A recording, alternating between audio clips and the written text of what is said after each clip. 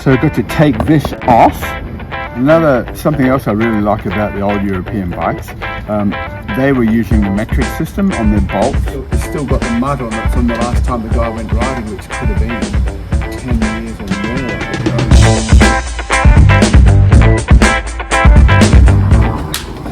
There you go, did you hear that? That's the vinyl seat cover is so old and brittle that it's cracking. So it's still attached somewhere, or is it just rusted? I think it's just rusted. There we go. Okay, brilliant. The good news is, apart from being filthy, it's actually solid. No cracks, none of that tape that was made me suspect something was up before. So yeah, this one's good. So that's what's going to happen. I'll swap these out. This base will go with that foam onto that bike with the new seat cover. Yeah, because I think this is a little, I don't know, does it kind of look a little bit like that to you? Yeah. So I think maybe the seat foam on this one is a little bit older. Maybe they're the same. Let's see. I don't know. For some reason, I think the seat foam on this one, even though I can't see it under the cover, I just think it's in better shape. Okay. And this is kind of flat with a bit of a curve up the back.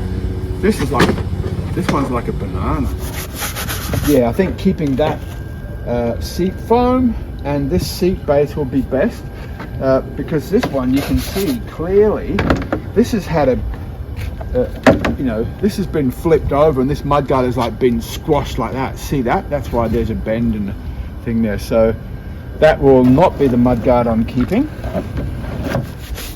Yeah, that's the beauty of getting the two bikes. I have a bike that's kind of a bike I can use for parts, and a bike that's complete. I can swap and pick the best bits and make one good bike, and the other bike will still be a bike that I'll sell to someone who wants the Husky to restore. So yeah, I've been pulling out each one of these marks is where there was a staple, and that's all the staples I've pulled out so far. And I'm almost at the end, and it's a little bit of a boring process, but it's not too bad. You just dig the screwdriver in underneath the staple and lift it up one end like that.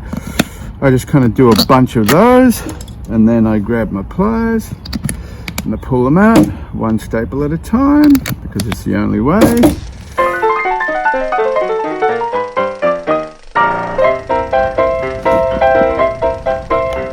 And what I've noticed is that the base, as well as being cracked down there, has cracked a little bit up here, so I don't really know what's happened there because there's no other indication on the bike that there was a big crash.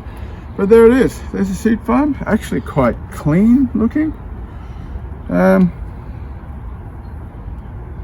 that's the thing. I've never actually taken the seat foam off a base before. I wonder if it's glued down much.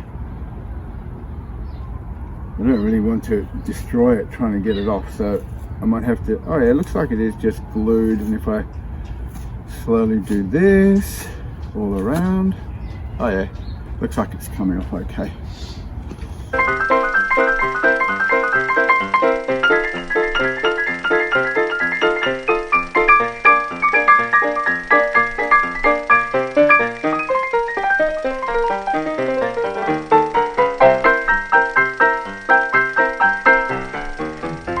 It looks in fairly good condition, really, apart from the fact that it's filthy. And what, from 1981, that's 19, yeah, it's 40 years old, 41 years old. There's no big rips or chunks taken out of it, so it hasn't, again, it just kind of reinforces my theory that the way the bikes look, apart from the fact that they were never washed or weren't washed very often, put it that way, I don't think they've had a very hard life. I'm going to give this one a little bit of a clean, get all this grot off here, and then yeah, I've got to literally repeat the whole process with the other seat, and then just see if, so because this is an 81 and the other is an 82, and when you look online, it kind of indicates that they're a little bit different, which means I might not be able to use that other seat base, but I'm going to have a look. I'll pull them both apart and sit them side by side, and then I can compare them and work out what the next step should be from there. Okay, just pulled all the staples out of the other one, and it is equally grotty underneath. Yeah, and as I said, this bike is the one that looks like it's had the rougher time of the two, and I think that's kind of becoming, although the base isn't broken, but it looks like the seat cover, the seat foam is a little bit rough. So yeah, look, it's starting to sort of perish there just from age. It's rotting, and it looks like there's a bit of a rip there. I mean, it's not too bad. Yeah, but look, you can see there's a big chunk there, so something's happened. Oh, actually that's right. Look, that explains that. There's a bit of tape over that part of the seat, so yeah, something's gone straight into there. But anyway, that's rubbish. Like the other one's rubbish. This is the good base. Okay, apart from the fact that it's filthy, I can't really see a lot of difference between the two, so I feel that I should be okay to swap them. It was -4 outside, so I just thought I can't work in the garage, it's not heated.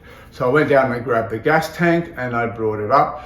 And if you remember from the footage from last episode, the gas tank, 3/4 of the tank is covered in, you know, this silver tape, which looks like it's been on there for a long time.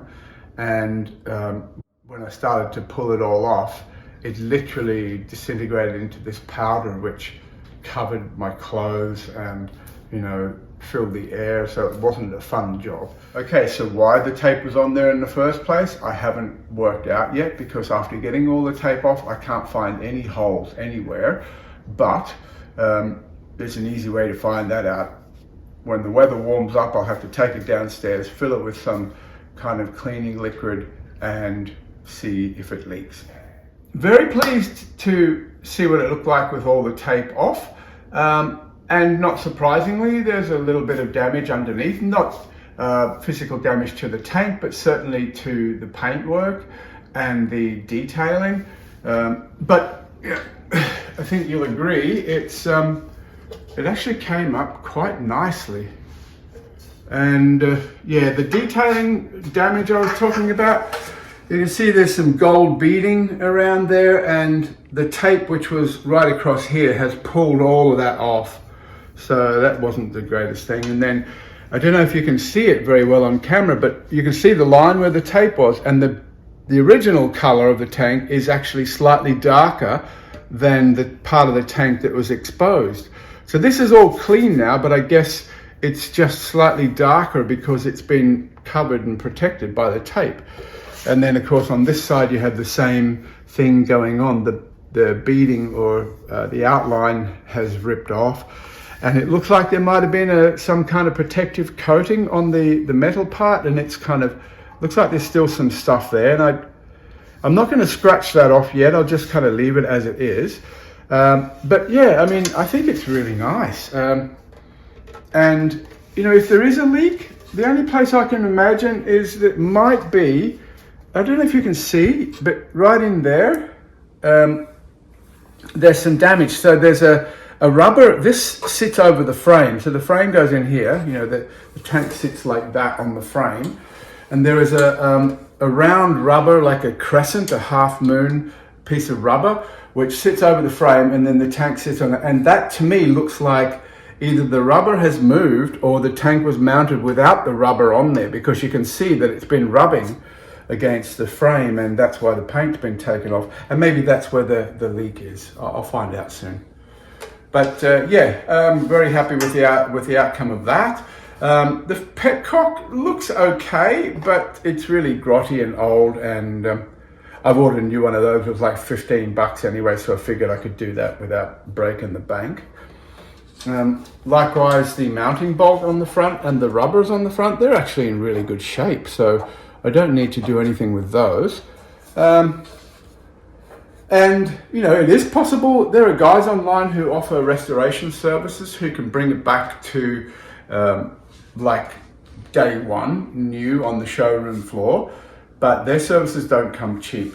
You know, I've seen prices sort of $2,000, $3,000, $4,000. And if you were restoring this as a show bike, then of course that's probably a small price to pay for what it's going to look like. For me, I want to ride this thing, so this is certainly good enough. It's actually in really good shape for a 40-year-old bike. You know what to do. Like, subscribe, and come back again soon. Bye now.